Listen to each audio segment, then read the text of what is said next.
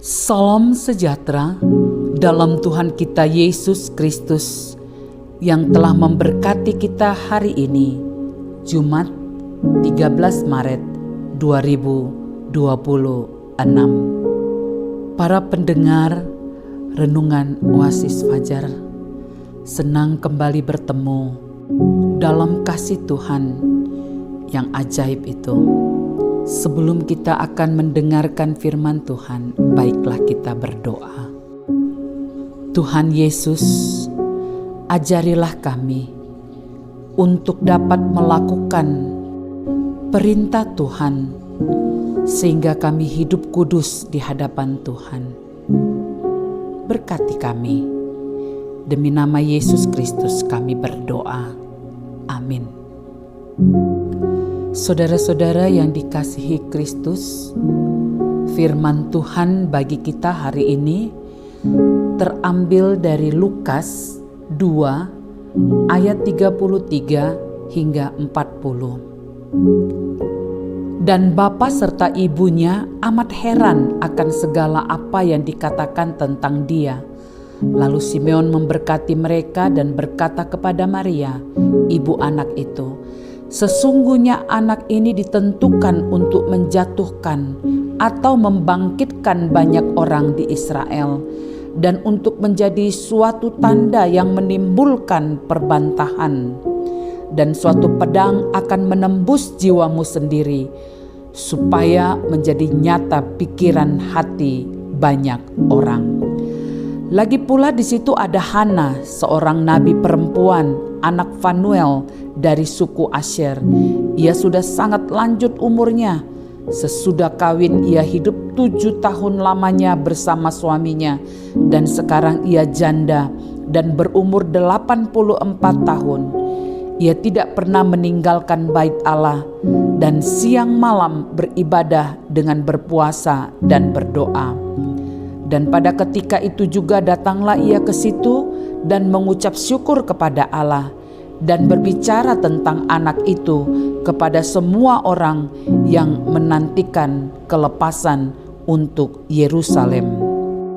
Dan setelah selesai semua yang harus dilakukan menurut hukum Tuhan, kembalilah mereka ke kota kediamannya, yaitu kota Nazaret di Galilea. Anak itu bertambah besar dan menjadi kuat, penuh hikmat dan kasih karunia Allah ada padanya.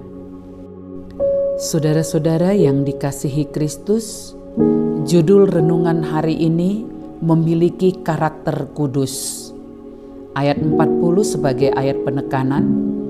Anak itu bertambah besar dan menjadi kuat, penuh hikmat dan kasih karunia Allah ada padanya. Hidup dalam dunia yang syarat dengan dosa mustahil untuk hidup kudus. Jika setuju dengan pernyataan ini, maka dapat dipastikan kita telah gagal memahami kehendak Allah atas hidup setiap orang percaya. Mengapa? Sebab sejatinya kekudusan bukan semata usaha manusia, tetapi juga keterlibatan Allah sendiri dalam kehidupan setiap orang percaya. Penekanan pada kalimat kasih karunia ada padanya memberitahu kita bahwa Tuhan Yesus hidup dengan karakter yang seturut dengan Allah Bapa, karena kesediaannya dipimpin oleh Roh Kudus. Jadi, kekudusan sejati bukan lahir dari kekuatan diri sendiri, melainkan lahir dari relasi yang intim dengan pimpinan Roh, dapat membentuk hati, pikiran, dan tindakan serupa dengan Kristus. Dalam perjalanan hidup, ada saat-saat di mana iman terasa lemah. Tekanan hidup, kekecewaan, dan rasa lelah bisa membuat kita kehilangan semangat. Namun firman Tuhan mengingatkan bahwa orang percaya dipanggil untuk tetap memiliki karakter kudus. Dalam Alkitab, Allah dengan jelas mengatakan, Kuduslah kamu bagiku, sebab aku ini Tuhan, kudus, dan aku telah memisahkan kamu dari bangsa-bangsa lain, supaya kamu menjadi milikku. Hidup tidak selalu sempurna, namun itu tidak berarti kita tidak dapat beroleh hidup dengan karakter Kristus.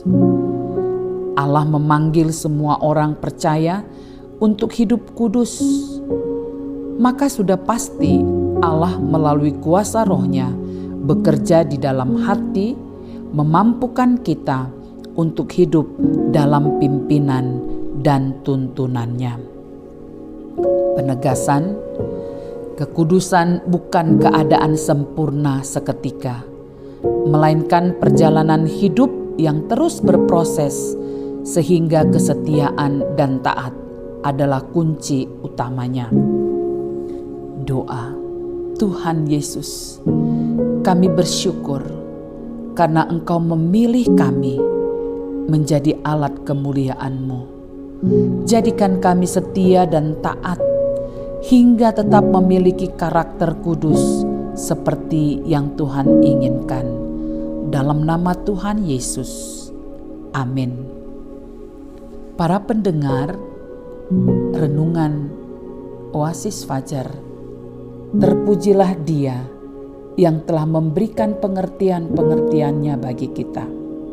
Tuhan memberkati kita. Amin.